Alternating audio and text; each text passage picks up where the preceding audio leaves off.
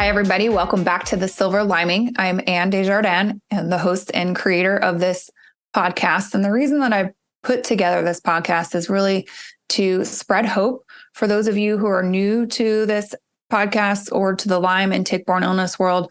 Just know that it can get a little bit dark. And so again, the purpose of this podcast is to share stories about others, their experiences with it getting better. And, some of the time, it really more of their best parts of this disease. And I'm just really grateful to be here, to be alive and well again and healthy in my own body after my own experience with Lyme and tick-borne illness. And it's just an honor to have people like my guest tonight, Nancy Mahany, to join me to share her story with Lyme and tick-borne illness as well. And just to know that you can get better. Healing is possible. It might be the hardest thing in your life that you ever do or dreamed of or could possibly even think of in your worst nightmare, but it is possible. And so if you're in one of those spaces right now where you're in a really dark zone, just take some tackling fuel, as I call it, from these episodes, and hopefully it gives you enough strength to march on and carry on to the next day, because that's really what you need to do, is just one day at a time, one step at a time, and ultimately know that, again, you can heal. So without further ado, if you can, Nancy, I'm really grateful to have you here with me to, again, share your story. But if you would share with our listeners a little bit more about who you are and how you became involved with Lyme and tick-borne illness, please. Well, thank you for having me here. I'm honored, because this is such a devastating disease, and it's so unknown to many of the medical community. So whatever I can do to kind of help spread awareness is very important to me. So I was first diagnosed actually by my neurosurgeon. We live in Arizona. We were living in Colorado. We came down here for my husband's job. And I've been flying back and forth for surgeries and whatnot. And I flew up to meet with my neurosurgeon to go over some scans. I needed another cervical fusion and lumbar fusion. And he basically said to me, I just can't keep cutting you open. I've had 38 surgeries thus far, mainly on my spine. Wow. So he said, we need to find out what is going on with you. Now, in hindsight, obviously, I know now that he suspected Lyme, but he didn't tell me that he suspected Lyme. He just said, I need you to come back tomorrow fasting. I want to, do a bunch of blood work, urine samples, hair samples. And I did. And he said, I'll call you 6 to 8 weeks. And he did. And he said, you have Lyme. And not only do you have Lyme, you have mold poisoning, and you have 3 co-infections. And he believed that this was the reason that I had to go, under the knife for so many surgeries. It just attacked connective tissue, joints, So he was actually the one that found it. And then I found out later, he didn't tell me initially, but he is actually a Lyme patient, a Lymey. Interesting. Yeah. And he's very high profile. So, I think that's probably because, we've been together for a very long time. And I think that that's probably why he didn't confide in me sooner, because, he was the neurosurgeon to the Denver Broncos. And I think he felt like he wasn't sure that he wanted everybody to know what was going on with him. Sure. That's fair. Because as we know, it definitely can scramble with your brain and do funny things to how you see things or think and function and a lot of things. So that probably would be something to be somewhat apprehensive of, especially in that kind of position. But again, ultimately, as we know, it is possible to heal. So, but that's pretty wild. 38 different surgeries. I'm really sorry that your body had to go through that because of this. And that's what I was thinking about it when you said that. I was like, I wonder if that's because of the Lyme. And I have interviewed a fair amount of people who have, joint replacements or different type of thing. And in hindsight, it's like, it's because of the Lyme. And it just blows my mind. So in a sense, I'm glad for you that you were able to get to somebody that could help diagnose you. Thank God. Yeah. Yeah. And in a sense too, like he wanted to get to the root cause, which I find sometimes can be a little problematic in Western medicine, and ultimately getting to the root cause of things versus just patching you up with another surgery or exactly. Just more, being a neurosurgeon, I mean, that's what he does. He cuts, but he's very, very conservative. And he just said, I just can't keep doing this. We have to find out, why are you needing all these surgeries? Yeah. Thank God for him. Yeah. And so I'm sorry if you said it. How long of a time period did that span over the 38 different surgeries? Was that? So the very first one started in 1994. Okay. I was a competitive athlete, and I was in the gym, and, I had neck problems, cervical spine problems for a very, very long time, back problems, but I just ignored it. And I just, kind of very type A personality. And my mentality is keep pushing, you can push through. So I had an incident in the gym where I dislocated my left shoulder severely. And my first inclination was, okay, get it back in the joint. It was just like seconds. Like I didn't even think about it really. It was just, okay, get it back into the joint. And I did. And then that was my very first surgery. And they called it a total reconstruction of the left shoulder. Huh. And that's what started it all. Wow. And I'm curious if one of your co-infections was Bartonella? Yes, Hensley. Yep, Bartonella Hensley. I'm not sure if it's true or not, but I feel like in my research, I've read a lot more about that contributing to tendon breakdown or muscle breakdown or joint breakdown a little bit more potentially than even Lyme. So I was just curious if that was one of your fun. Yes, it is. Bags of fun that you had along with it. And so tell me then, how did healing come to be for you? What kinds of things did you do for yourself to support yourself to get better? Or really, what was the turning point for you with that part of your process? So Dr. Chad introduced me to another high profile Lyme MD in Denver.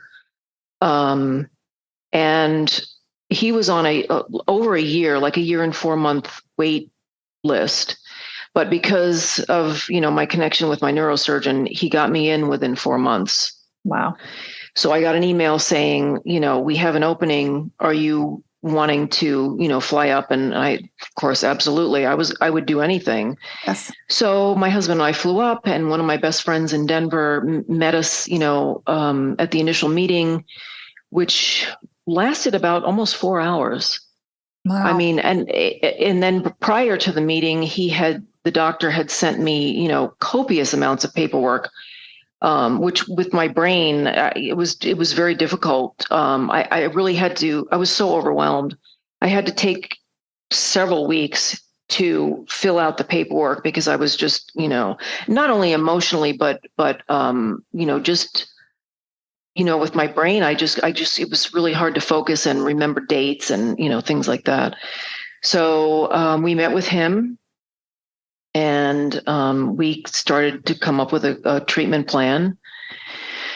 And the initial treatment plan was antibiotics and then, a bunch of herbs. Nothing was working. I felt like, there was no change. And then that's when disulfiram came into the picture, maybe a couple of years before, and he was fairly new to the treatment, but he had treated several patients with it and said, this is like a kind of a new thing for me. Are you willing? And I was desperate. And I said, I'll do whatever you ask me to do. I'm in. I'm in. And so we started the disulfiram, and I was on it a little over 6 months. And honestly, I believe that is what put me in remission. It's a wicked drug.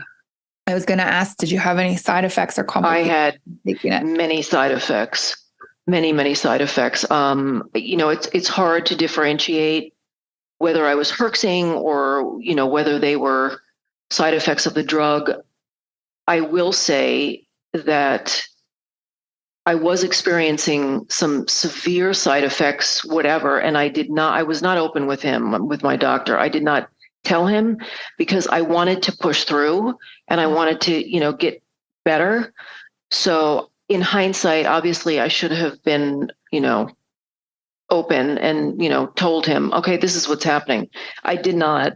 But long story short, a little over 6 months, we stopped it. Didn't have to titrate down. We had to titrate up very, very slowly. And I mean, my life has changed. Wow. And so after that time period on the disulfiram, were you completely done then? You didn't have to really do any kind of lifestyle modifications really after that, like all symptoms resolved and you kind of went on? Or would you say you still kind of did some supportive type of things? And I mean, I guess if you were a high performance athlete, you were probably more on the healthy lifestyle anyways. Yes. But, so did you really have to make much changes after that time period? The only thing for me that was big was the gym. I mean, I hadn't been able to step foot in a gym for 4 years. And my husband bought me a really nice elliptical and I tried cardio and because I would get presyncope. So I would start on the elliptical. I would get maybe one day in, and then, the second day I would start to feel like really lightheaded where, I got to get off or I'm going to pass out and I'd have to lay down. And then eventually I started back at the gym, started lifting weights again. And really in the last 4 months, I've been able to do cardio, which is a miracle in and of itself, because the weights it's not a sustained, when you're lifting weights, you're working out, you're taking 30 to 60 seconds rest. And then you do another set and then 30 to 60 seconds rest. But with the cardio, it's constant. And my body just could not tolerate it. Well, so, how exciting is that you've gone? It's unbelievable, really. I mean, if anyone would have told me, I would have said, there's no way. We sold my elliptical. We got rid of it because I had to see it. And it was just a reminder to me that I couldn't get on it. I couldn't use it. And it was devastating. Yeah. Psychologically, it was devastating. Yeah. But here I am. Yeah. And that's like, people just don't get it. Like people who aren't going through this or haven't experienced it, it's like sitting here that you're like, woohoo, I can work out again. I mean, maybe they appreciate it, but it's like these small miracles in a sense, or like just being able to function enough to get through the day, or to have enough energy to get up and shower and take care of yourself. And like, these are such big, important wins when you're dealing with this sickness. And it's so important to acknowledge them and to take time to celebrate exactly what you're doing now. Like, absolutely. You got your life back. I mean, yes, I do. I definitely do. What a gift. I'm shocked. I'm as talking to you, I'm still shocked. Especially with the cardio, it's like I don't even know how it happened, but by the grace of God and the love of my husband, who's amazing, his support has been incredible. And that's a huge part of my healing too, that he was with me 100%. And he kept saying, one foot in front of the other, one day at a time, one foot in front of the other, because you have so many setbacks. You feel like you're starting to do really well. And then you feel like it's like, 2 steps forward and 4 steps back, and then 1 step forward. And then, a half a step. It's so discouraging because you don't know that you're going to get better. I mean, you hope and you pray, but you don't know. But it is possible. Yes. And that's one of the questions I often try to ask too, is like, and you're, I think, answering it, but was there a specific time that you knew you were going to get better? Did you have any kind of a healing turning point where you're like, okay, Nancy, I got this. I know I'm going to get better. I'm not going to be sick forever. I think if there was a definitive time, it was like several months after I was done with the disulfiram and my brain started to, come back. Literally, I made myself stop driving 2 months before I stopped the disulfiram. I was not safe to drive. I wasn't safe for people on the road. Mm. I wasn't safe for myself. And I just said, I'm just not, I just can't take that responsibility. It's not right. So I think after I got off the disulfiram and started seeing, feeling like my brain, I was like functioning better. And I think that was for me like, okay, maybe I can start to go back to the gym, and start back really easy. And it's been 2.5 years now that I've been back at the gym. That's fantastic. And about 4 months for cardio. Yep. Good. And you talk about a lot of things there, and it's like, I remember or often say to people, healing is not a straight line out. No. Like it's a lot of twisty, turny, bobby weavies, up and down, up 10, back 20 steps, and like absolutely side slapped and whatever else along the way. But it does ultimately, I think, kind of the closer you get to the end, lack of a better analogy, but the easier that it gets, and like maybe the more graceful it is to the ascent out. But in the middle and the beginning, it is a wicked ride. It's like a bucking bronco. It is pretty wicked. Yeah. Very discouraging. Incredibly. So that leads me to another question in a sense. How did you encourage yourself, or like, how did you stay, maybe even how did you stay here? Because I know a lot of times this will drive some dark thoughts. Maybe, I don't know if you went there, but I've been there. I imagine being sick for that long, without answers and stuff, with your body kind of failing you. Yeah. And, you're used to being, looking a certain way as a competitive athlete. You look a certain way, you feel a certain way. You feel, not that you feel invincible per se, but you feel like, okay, I've got this. And then all of a sudden you're like, you're in a very, very dark hole, very dark and deep hole. And so, yes, there were some very, very dark times for sure. But my faith in God is very strong. And with the love of my husband and my faith, I really feel like that is what pulled me through. That is what kept me going, because I knew that God would be by my side no matter what, and he was, and he is. And that's like my, that's my rock besides my husband. Yes.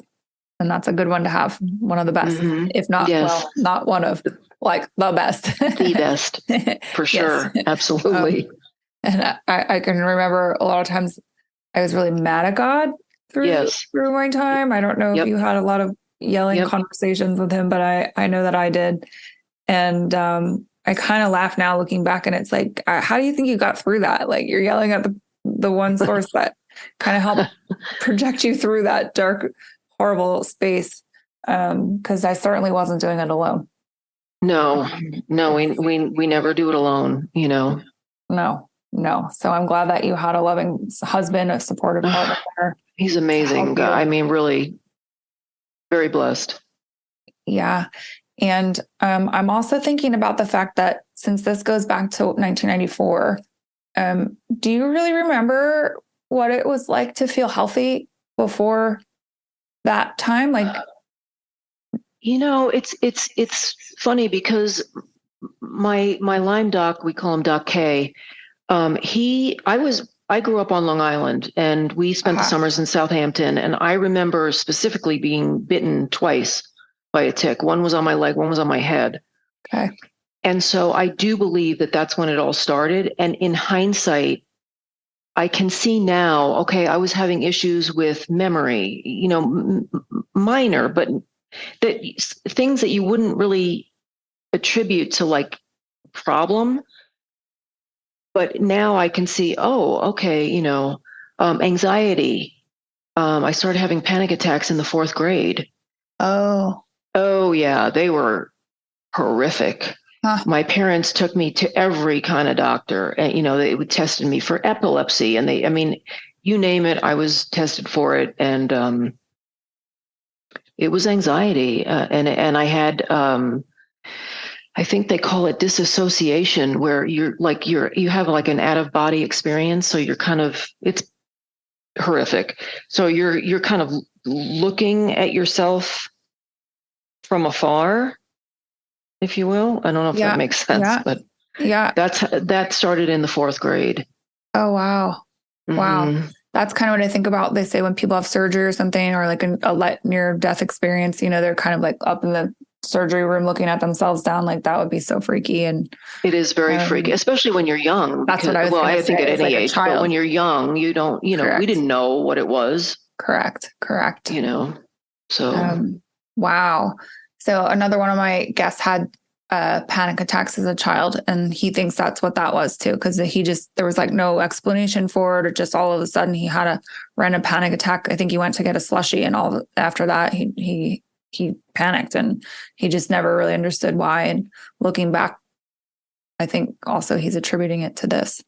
Yeah, Dr. K he's 100% convinced. He said that is, it's clinically, I mean, there's just no question that's, that's what the cause was. Yeah. Wow. And so then, can you talk a little bit more? I'm just kind of curious about your nutrition and stuff. What kind of nutritional intake plan are you on? Do you have any type of special foods that you like, or do you gravitate more towards clean organic foods, anything like that? I've always been, since I started competing, which was actually in the 4th grade, I started competing that's when it all started as far as the sports. I started competing in gymnastics, and then it was track and field, and then it was bodybuilding. So I've always had a desire to be healthy and, eat well, from when I was very young. When I started with Dr. K, he wanted me to start a gluten-free diet. Well, that lasted about a day and a half. And I emailed him and said, dude, I am Sicilian. There is no way. I don't have celiac disease. I don't, there's no way. This can't happen. So he said, okay. But I do eat clean. I do, allow myself to enjoy certain things. Like we went out for Mexican food Saturday night, but I always say, no butter, very light on the oil. So even when I cheat, I still pretty much eat healthy. It's just been with me for a long time. So, and I find when I do, eat something and I haven't said like, no butter or whatever, it upsets my stomach. So it's not even worth it. That's fair. I mean, I can tell again, like you look like you take care of yourself, and it's just, I try. I wonder, we can gracefully assist ourselves as we go and eat well and take care of ourselves and do what we can to maintain our bodies. And I mean, especially going through Lyme and tick-borne illness, knowing all the different things that it robs out of our body, the different nutrients and different, I don't know, what are they called? Whatever bits and vitamins that we need to keep ourselves healthful and alive, like collagen is one. I'm thinking about vitamin D. So it's really important, again, I think, just to nutritionally support ourselves when possible. Absolutely.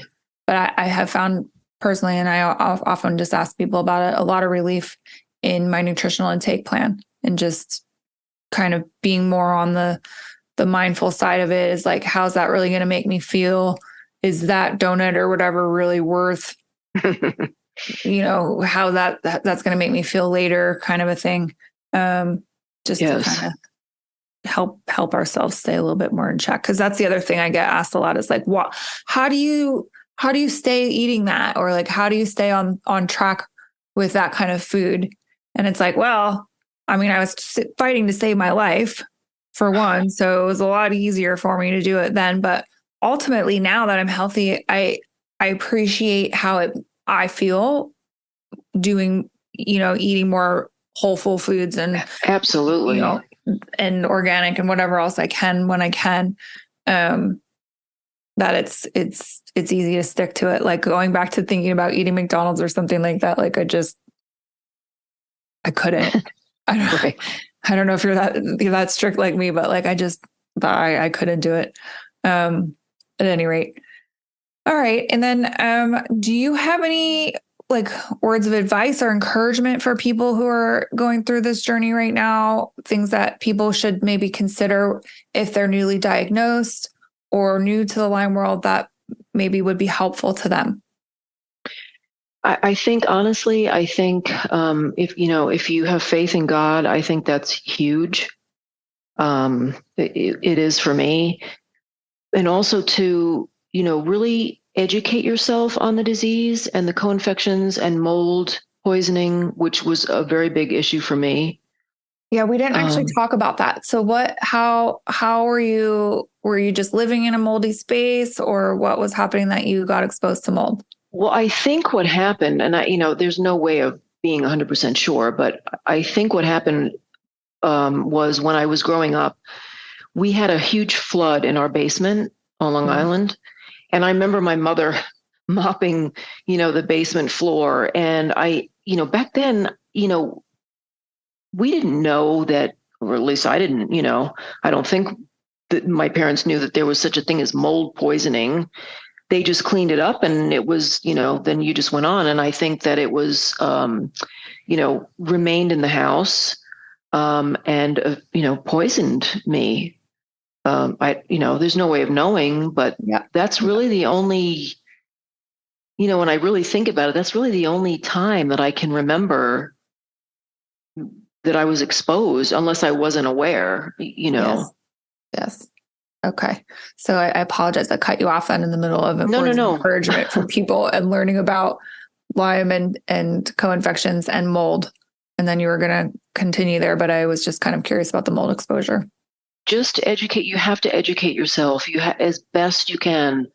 And you have to find a practitioner, whether it's an MD, whether it's a, PA, whatever they are, that has experience in Lyme.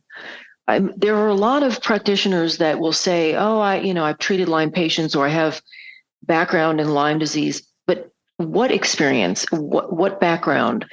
My Lyme doctor, who, like I said, is an MD in Denver, he is a Lyme, we call him Lymies himself. And I just think it's critical to find someone that is either a Lyme patient themselves or has extensive training in Lyme disease, because let's be real, most don't in Western medicine. They just simply do not, unless they have it themselves. Yes. Or they have a family member that, perhaps, has Lyme. Yes. So education, I think, is huge. Yes. And you just want to make sure too, you're going to like reputable sources for education and stuff like that too, because that Absolutely. can be a little bit conflicting sometimes too. I know the organization I'm part of, PA Lyme Resource Network, has some great resources. Global Lyme Alliance is another one that I'm aware of, but there's Which I'm a mentor for. Oh, are you? Yes, I am. That's awesome. That's fantastic. But I've learned a lot from them. Yeah. Do you know Ali Moresco? Do you deal with her ever? I don't know her. I see her on social media, and her mom, Linda Moresco. Yes. Very, very often. Follow them very closely. Yes, for sure. Yes. Well, that's what I remember. I got the opportunity to meet her in person, and I felt like she was like such a celebrity. I still remember just being so happy to meet her in person and have a picture taken with her. Incredible. Yes. And her mom is too. Her mom is amazing. Yes. I talk with her probably now more than maybe Ali sometimes. So that's nice. Yeah. They're very good people. And it's been nice to see their journey a little bit more too. Mm-hmm. But yeah, so that's great. So you mentor for them. What does that exactly entail? Do you go out and teach different groups, or? No, I wish it was more hands-on. Right now, it is. I am appointed based on my history and the history of the mentees. I'm appointed people that I contact, and we talk, we text, and it's really just like a huge support system. I see. Nice. When I first got diagnosed, I actually started a Lyme support group here in Scottsdale, Arizona, but then COVID hit. And then that went out the window because no one wanted to, be in public. So that kind of just went by the wayside. And then they asked me, after everything was kind of settled, if I, would be interested, but I, was still going through surgeries, and it was just like, it was too much for me. So I declined. Okay. So that's very nice. I didn't necessarily know they had a program like that. So they just connect you with people who are looking for help and support and guidance. Yes. That's really nice. You text, you call. I mean, it's really a great program because, a lot of people that are new, even if they're not newly diagnosed, but newly diagnosed, they're just devastated, and they're, they don't know, like, what do I do? Where do I start? What, Very overwhelming. Very extremely overwhelming. I've had lots and of it can put you in a very dark place, and that's not good either. So to be able to relate to someone that has been through it, I think is important. Hugely. And so if somebody wants to do that, do they just go to the GLA website, the Global Lyme Alliance website, and they can put in to sign up for that program? Yes. Perfect. Yes. And Christy, her name is Christy. She, kind of, there's like a program that they match because they ask you, copious amounts of questions and background and, how long you've had it and whatever. And then they kind of come up with matches. And so, it's been, I mean, I want to do more, but it's definitely, been a very wonderful experience thus far. Yeah. What a great way to give back. Well, I try, because I've been there, done that, and it's awful. I think one of the most awful things about it is that the perception is, oh, okay, so you have Lyme, they put you on antibiotics, and then you get better. Yes. Well, what if you, like me, I went 29 years without being diagnosed. I mean, it was RA, it was lupus, it was, the gamut. I mean, the doctors that I went to, and second and third opinions of each one, rheumatologist, neurologists, Yes. It's you just, you get to a point where it's like, okay, how much more money can we possibly spend? And that's another issue. I mean, I'm blessed to have a husband that, does very well and is able to, but a lot of people don't. So what do you do? I've thought about that a lot. And it is, to me, it's unconscionable. It is a crime against humanity for that sure. It has to be about the almighty dollar. It's just pure evil. It's wrong. It is so wrong because so many people are suffering. So many people are so sick, and they can't afford to go to all these doctors and have all these, tests. I mean, I had the initial tests, said, you don't have Lyme, you're negative. That's interesting. So your initial, did you do the Western blot and the ELISA? Yeah. And then, yes. And so which test then came back positive for you? Did you do IGeneX or? Yes, it was IGeneX. My neurosurgeon, like I said, who is a Lyme, he suspected it. He didn't say that to me, but, he suspected and, ran all these tests and they came back and some of them were from LabCorp and, the Western, and some of them had different strands that were, what they call questionable or whatever. But the IGeneX was, black and white. And then I found out that I had, the 3 co-infections and mold poisoning. So we just hit it as hard as we could from the get-go. Yes. That's what I often envision is taking a sledgehammer and hitting it from every side possible. Mm-hmm. Oh, bam, like get out of me. Yep. And the mold poisoning, did you do anything to remediate that in your body to detox? That took a long time. So I did the bentonite like 3 times a day. I was on, oh, now I can't, I still have, I'm in remission, but my brain sometimes just doesn't want to cooperate. Anyway, it was a drug for bacteria for mold. Okay. I'll think of it when we hang up. We're done. Every herb, Nutrimetics. I don't know if you're familiar with. So I kept them in business, I think, because I had every tincture from them that was, possible. I tried everything, but I think eventually I believe it was the bentonite and trapping all the garbage and then, getting rid of it. I think that was itraconazole. I just thought of the drug. It was itraconazole. Okay. But so I'm sure that helped too. But I think the bentonite, I was pretty heavy on the bentonite. He had me, pretty heavy on it. And you're talking bentonite clay? Yes, the liquid. Yes. Yeah. Yep. So you just took like a tablespoon 3 times a day? Or? I think it was like 2 tablespoons 3 times a day. Okay.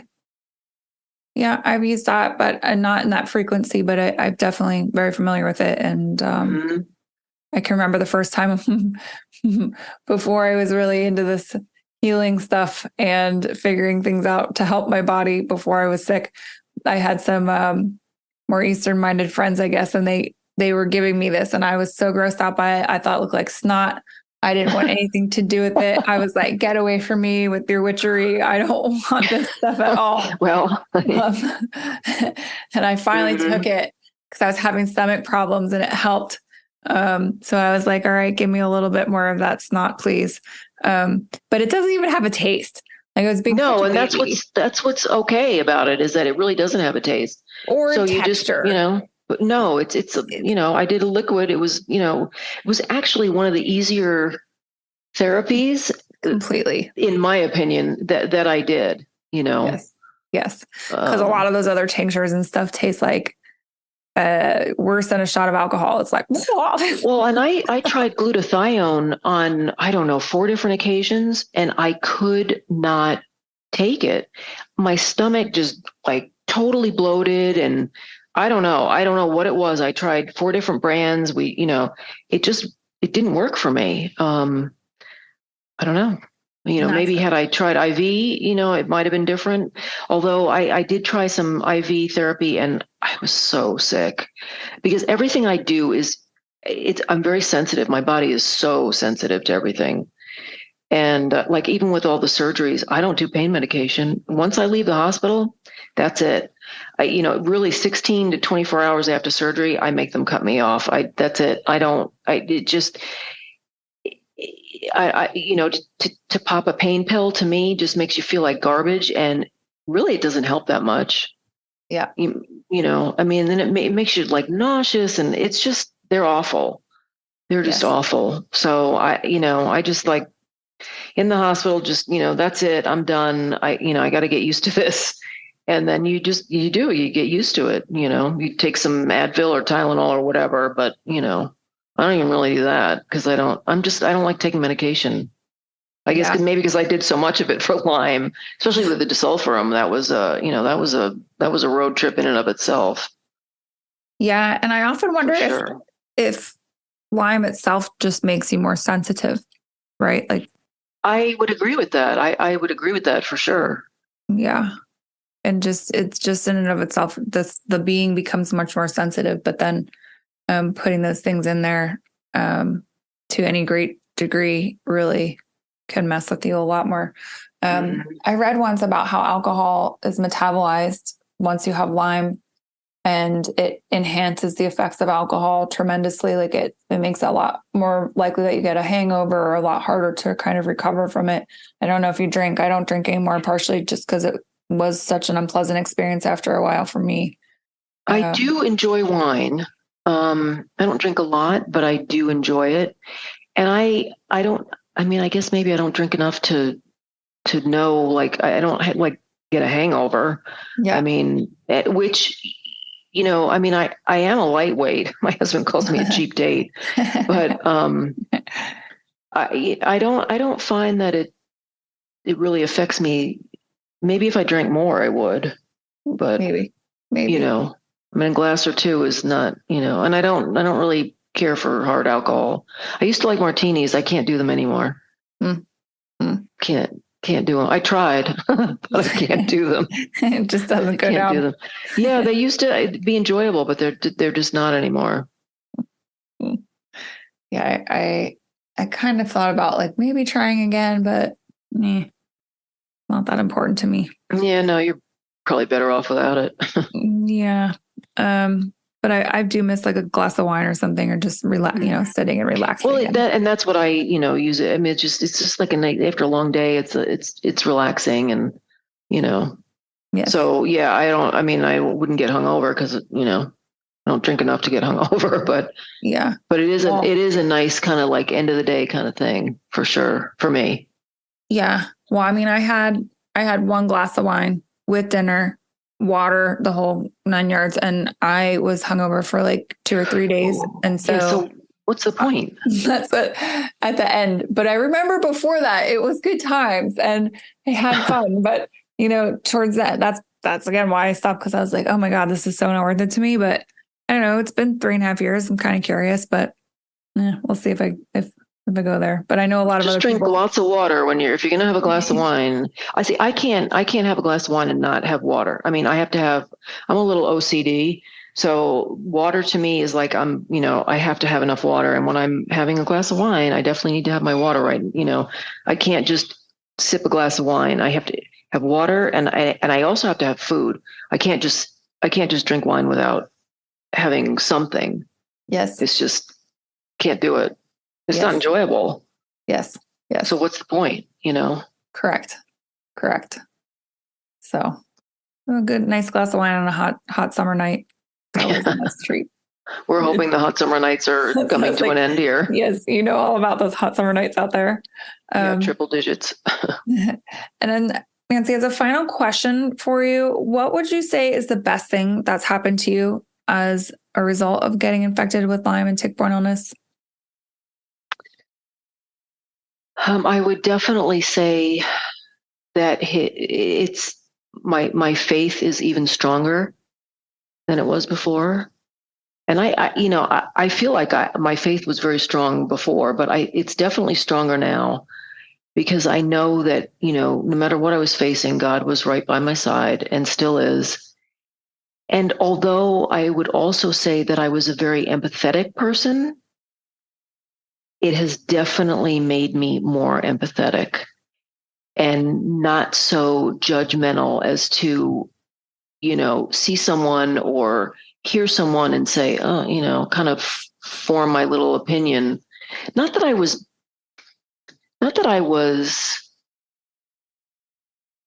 very judgmental, but yet I was to some degree, and I am definitely not anymore. I mean, I'm quite the opposite. Because so many people have said to me, well, you look so healthy. You don't look sick, which is, you appreciate someone saying that, but at the same time, it's like, oh, I just want to like bite my fingers off. You have no idea what, even to this day in remission, I still fight. If I overdo it in the gym, or I have a stressful, situation with one of our kids, or I can spiral, and I have to keep it under control. I have to keep my emotions. I have to keep my physical activity, at bay. Otherwise, I'm doomed. So even in remission, it's a slippery slope for sure. Yes. You have to know your body, and you have to know what you can and cannot get away with. Yes. But yes, to your point, to your question, I would say it's definitely made me more. My faith is stronger, and I'm more empathetic to others for sure. Yeah, and those are some very good gifts to receive out of a darker thing. Or again, how long for you was that? 30 years. That's 29. Yeah, really long time. to go to not know what was going on with your body and for all the different things that have happened to you. But again, not everything is terrible. And that's kind of the point I want to make for people listening, is just know that it might seem like the worst experience of your entire existence ever in the moment that you're at, but it ultimately will pass. And when you come out to the other side, it could be one of the best transformative experiences that you've ever had, or again, just completely change your perspective and relationship with life and how you view things and how you function as a human, and make you into a much stronger, greater force than you already are. And there's so much gratitude to be had for that experience once it's passed and once it's done. Well said, for sure. Yeah, absolutely. Just keep holding on. And as Nancy alluded to, and I think maybe I said this as well, but just one foot after the next, one step at a time, one day at a time. Yes. Because you can do it. And here's proof. There's two people sitting here right now talking with each other that are proof that you can heal and you can get through this. So please hold on. If you are needing help, it sounds like the Global Lyme Alliance has a fantastic mentor program. They really do. You can connect with people like Nancy to support you. You can reach out to me. I do help support people as well. We have another group, the PA Lyme Resource Network here if you're in Pennsylvania. But there are different support channels available if you're really struggling. Please ask for help. Lyme disease, tick-borne illness, has one of the highest suicide rates of any illness out there. And we know why. Again, getting up every day, not feeling well, not knowing what's wrong with you, your body's falling apart. It plays tricks with your mind. It, I think, kind of overrides your normal brain patterns and just makes you almost into a completely different being at times. And so a lot of people have psychiatric changes, panic attacks, anxiety attacks, different things happen to them that are not them. It's the illness driving the bus. And it's really hard to differentiate that at times. And so get help, get support, get somebody to again, walk with you, and know ultimately God is with you. But you can get somebody to also encourage you more so directly in this life to help you, especially if you're alone and single.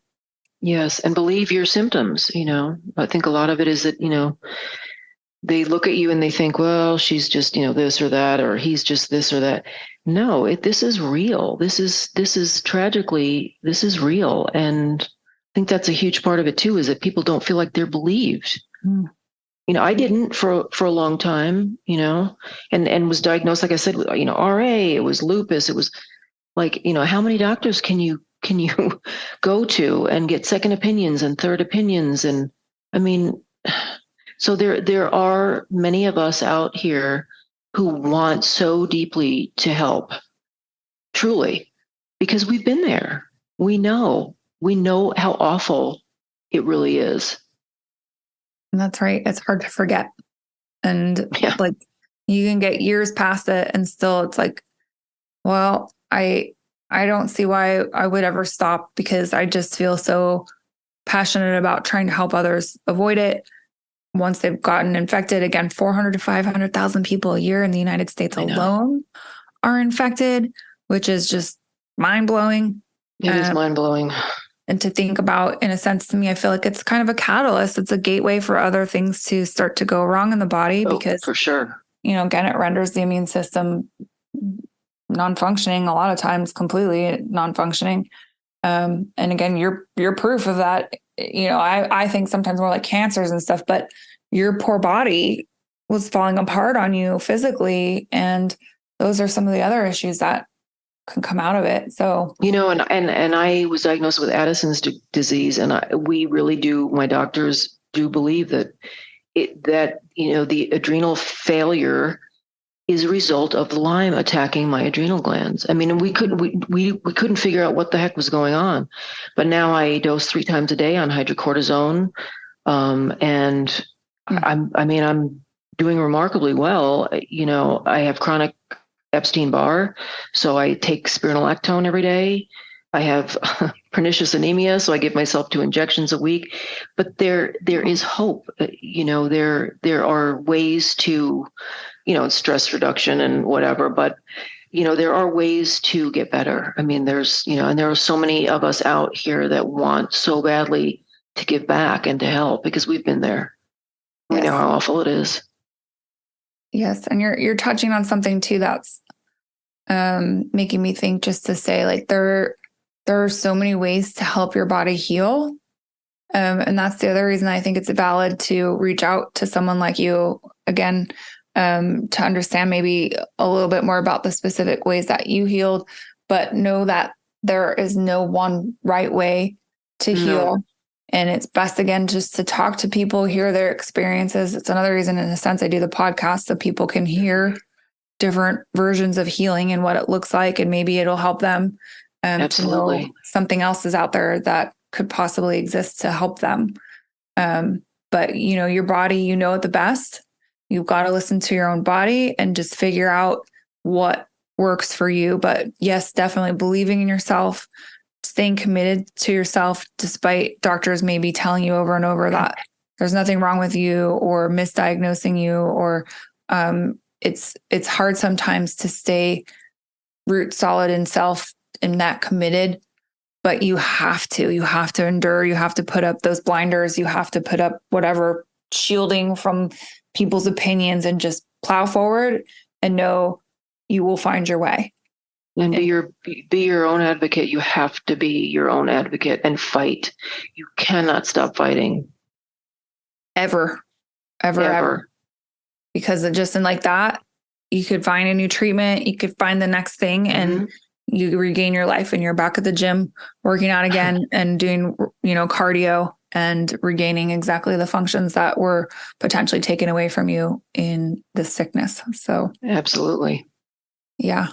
Well, thank you so much for sharing your story. It's been very nice to sit and talk with you. And again, it's just good to hear other people who have gotten well, so that we know that there's strength in numbers. The more people that we know that have gotten better, I think the easier it is for the collective to heal and for them to know that it's safe to get themselves better as well. And that's really, and have hope. Yes. You got to have hope. Yes. As I think hope gives others the courage to heal. And that, again, was one of the main thoughts that I kept having right before I launched this, was like, hope gives others the courage to heal. Hope gives others the courage to heal it. If they can hear it and they know it and they believe it, they can smell it, they can taste it. Because that's one thing that helped. That was one of my main tools, in a sense, to keep me inspired, was finding different stories that I could either listen to on audio, because I couldn't really read yet at the time, or different podcasts, or just different people talking about their experiences that got better.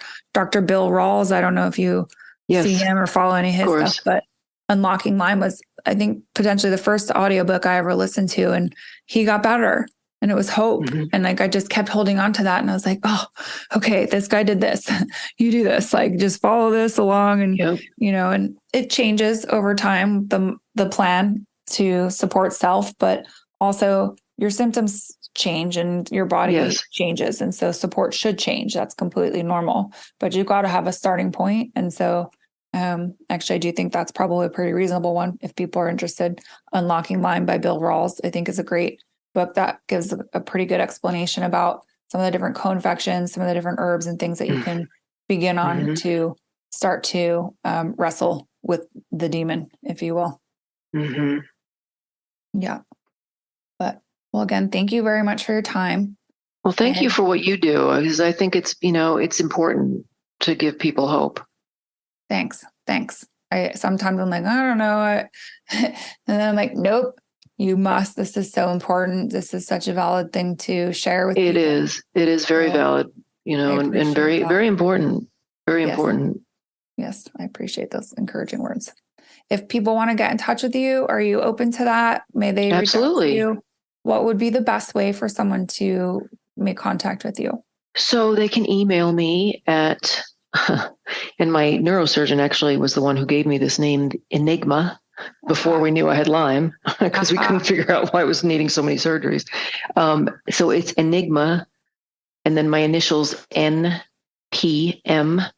at Gmail, Enigma NPM at Gmail. Or at GLA, I'm with GLA, so they can, Global Lyme Alliance, they can contact too. Perfect. Thank you for your willingness to be vulnerable with us today, again, to share your story, and for people to be able to reach out and contact somebody like you. I think you would be a great person to have as a mentor and an encourager. Thank you. Along I the appreciate that. Yeah. Appreciate that. Thank you.